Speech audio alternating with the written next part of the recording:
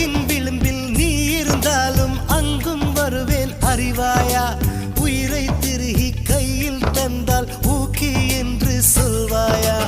ஆமாம் என்று சொல்லிவிட்டால் ஆண்டுகள் 100 உயிர் தரிப்பேன் இல்லை என்று சொல்லிவிட்டால் சொல்லின் முடிவில் உயிர் துறப்பேன் நான் இன்னொரு கருவில் பிறந்து வந்தேனும் மீண்டும் காதலிப்பேன்